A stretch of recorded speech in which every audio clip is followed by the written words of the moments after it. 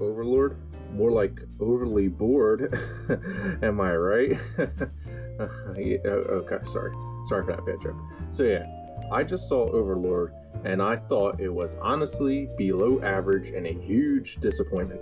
I know that I am the black sheep for opinions in regards to this movie Overlord, since I'm seeing nothing but praise from the other outlets. Believe me, I was extremely excited going into this film, and just left so disappointed with the potential the film had, but just threw out the window later on in the film's acts. Now before I go any further, I just want to say I was not expecting Overlord to be like a typical Call of Duty Nazi Zombies game. I didn't want them trying to survive the whole time. I did not want that. So don't be accusing me of wanting that because I didn't.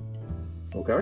Okay, so now that's out of the way, let's get into it. Oh, by the way, spoilers from here on out. If you don't want to be spoiled, then click away from the video right now and watch this later after you've watched the movie, which I really suggest you don't, but you know what I mean. So if you don't want to be spoiled, you should leave now because I'm about to talk about spoilers in 3, 2, 1. Okay, here we go. The film is described as an action horror film, and while I definitely commend the crew for an amazing action sequence, hence the action part, I felt there was little to no horror in the movie at all, especially for a movie that's advertising itself on its Nazi zombie premise. So I'm just going to discuss the 5 categories on what makes a film good, which is the story and atmosphere, kind of a 2-for-1 there, the music, the characters, and the effects. First off are the characters. Nothing too memorable about the characters, honestly. You got your main character who doesn't like to harm creatures and is new to all this violence, your gritty leader who always has the mission as his priority and nothing else matters, your snappy attitude New Yorker tough guy, the geeky guy who's just there to document the events, hence the photographer in this case, and the frail guy who tries his best to match his strength to the tougher guys of the group. To be honest, the French woman who tags along with the group later on in the film is the most believable character of them all. They didn't make her Mary Sue per se, but she was tough enough to hold her own in certain situations, but knew when she had to run, knew when she couldn't win. I honestly liked her the best out of all the characters in the film. Then we have your typical villain who just lusts for power, who in this case was the German officer who seems to be in charge of everything going on in that village and underground lab. The characters overall were just meh, and I didn't feel as though any of them were properly developed throughout the film, especially since in the end, the ones who did survive didn't really seem to learn anything or change their perspectives of war. They just seemed to be going about their day like nothing ever happened. So going on to the story and atmosphere. First, the story. The story itself isn't bad,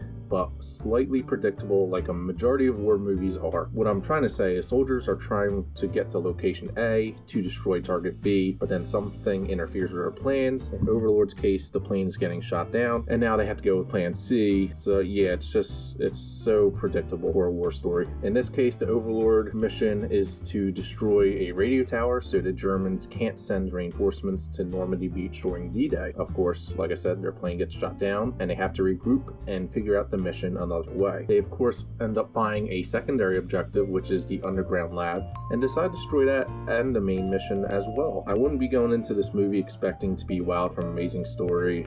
Just don't expect amazing writing here. That's all I'm saying. It's your passable war story that just gets the characters through. I will admit, Act 1 had me hooked with the presentation of the events. Even though the events were by the book war movie plots, I was really truly invested in the first 40 minutes almost. The sense of being stranded in enemy territory after being shot down, seeing your fellow paratroopers hanging dead from the trees, just swinging gently in the winds with German soldiers in the background, it was perfect.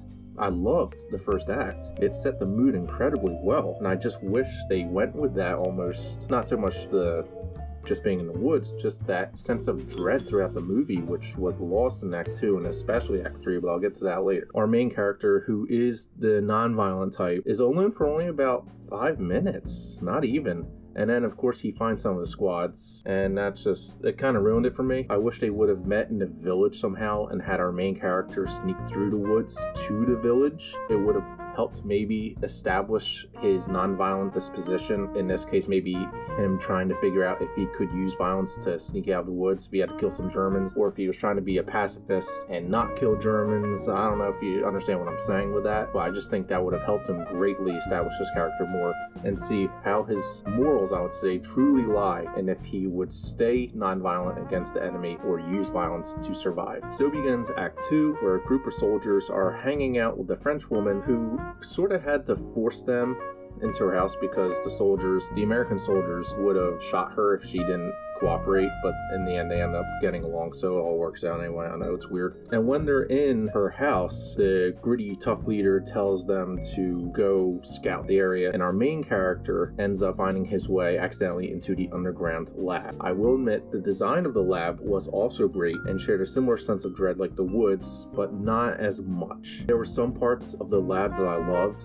like the experiments. Two of the experiments, one was a severed head that was still alive asking for death in French, as well as the bodies in the fluid-filled sacks hanging above the roof with tubes pushing some liquid into them. That was great. I wanted to see more of that, but those were the only two freaky things in that whole lab, other than just some dead bodies on some tables. It was a little disappointing with just those, experiments. Other than that, the typical jump scares that occur with the main character are extremely predictable. I saw them coming a mile away each time with like a pop-up head in a cage or something. It was just, the horror aspect of this film is just non-existent. Of course, our main character comes back to the hideout of the house, where they managed to get the German officer in charge there. They actually got him to be a hostage. And it sounds weird. When he goes into the French woman's house, and they're all hiding up in the attic, he tries to force himself onto her as collateral to not take her little brother to the lab. And the American pacifist, when he comes back, stops that. And of course, the leader gets mad, and they just end up holding the German guy hostage and start to interrogate him, asking him what's in the lab. And it's like I said, it was getting extremely predictable. So then Act 3 comes, and this is the worst act of the three. It just falls flat on its face at this point. Any horror element that was somewhat present was just thrown out the window, as well as any potential this film had. The German officer who is being held hostage manages to escape by tricking one of the guys. I think it was the photographer. He tricks the photographer into believing that he was dead, being beat up so much. He ends up escaping, and he takes the little brother of the French woman. I don't know if I mentioned that earlier. The French woman has a little brother she's taking care of. He ends up taking the little brother to the lab. He gets shot in the face though during the process, but he's still alive. But he ends up taking the brother to the lab, and the French woman's freaking out, saying, I gotta go there. And the American's like, no, you can't go in that lab. It's bad. When we have to stick to the radio tower, we can't worry about the brother. And in the end, the pacifist guy, I'm just calling the pacifist main character, he ends up convincing the leader to save the brother because they can destroy the radio tower from underneath as well, so they can just knock two birds out with one stone. I think that's actually what the New Yorker guy literally says. He says, okay, officer, we'll try to knock out two birds with one stone here. Yeah. I don't know. I can't do a New York accent. I'm from Jersey. So then the German officer goes to the lab, and he injects himself with a zombie fluid, and then becomes a zombie super soldier. Not like, I don't even want to say zombie, he just becomes a super soldier, and he just becomes powerful and strong, and this is where I just lost all interest. This is where just everything just went away that was even slightly interesting that I thought could save this movie. So then the Americans come to the lab, and they try to fight him. They manage to save the brother, and the little brother is able to escape with the French woman, but the Americans still have to arm the explosives. So they arm the explosives. But of course, the German officer comes and beats the living shit out of all of them because he's a super soldier. And then the American gritty leader injects himself with the zombie serum too. They have a super soldier fight. It's just so stupid. Like, honestly, what zombie part is in this movie? Super soldiers, to me, do not equal zombies. And I wouldn't be complaining if the film didn't advertise the zombie part to begin with. It's almost insulting at this point with how little the zombies are in this film.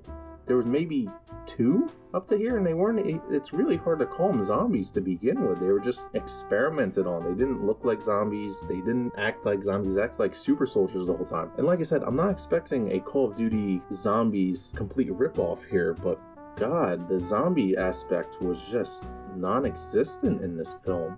and it's what they advertised it on, and I think that's why I'm so aggravated and disappointed with this film. I didn't mean to rant there, sorry. Anyway, they managed to rig the place with explosives and save the brother, like I said, with the American leader doing the predictable, I gotta stay here and manually detonate the explosives bullcrap, like every other movie that does that does. God, Act 3 was just so stupid, predictable, and lazy. Horrible third act, horrible. In the end, the U.S. forces manages to push through the beach and get to their location, which is that village and church. The main character is asked by the American leader, was there anything in that church we should know about? And then he just cheerfully says, nope, no officer, there is nothing in that church you need to know about. Like, I understand you don't want this power going to anyone, but for someone as traumatized like you from the recent events you just experienced, wouldn't you think you would be a bit more nervous and scared discussing this?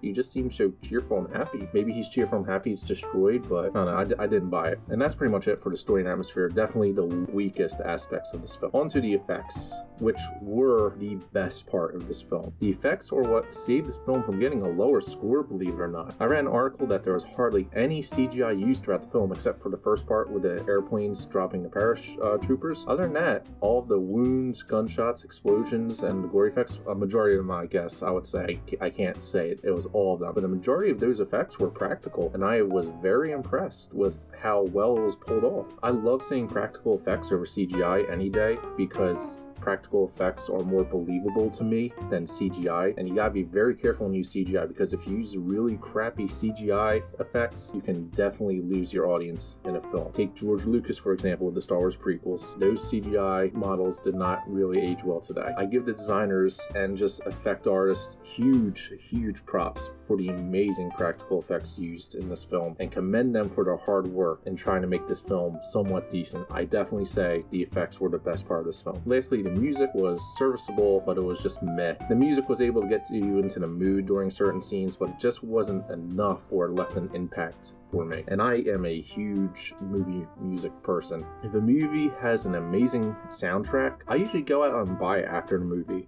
if it's that memorable to me, but I can't even remember any good tracks to this film. There was none. It was just The music sometimes did the typical halt when the jump scare was coming. It had the generic action music during the war scenes and generic creepy music during the creepy lab scenes. It was just so average and just felt composers were just doing it for a paycheck. Overall, Overlord gets a 4 out of 10 from me. I wish I didn't rate it that low, but honestly I have to because it was just such a great movie with so much potential just thrown out the window with the choices made, the story that was written, the characters that were in, just so much potential lost in this movie. You could have had an amazing Nazi zombie horror movie that didn't rip off the COD Nazi zombie like horde aspect, and it didn't do anything with it. Like I said, super soldiers to me do not equal zombies. So please don't advertise a movie based around Nazi zombies and then give us super soldiers. It's sort of deception if you think about it. I know a zombie's bringing dead people back to life, but I don't know. It just didn't seem what they...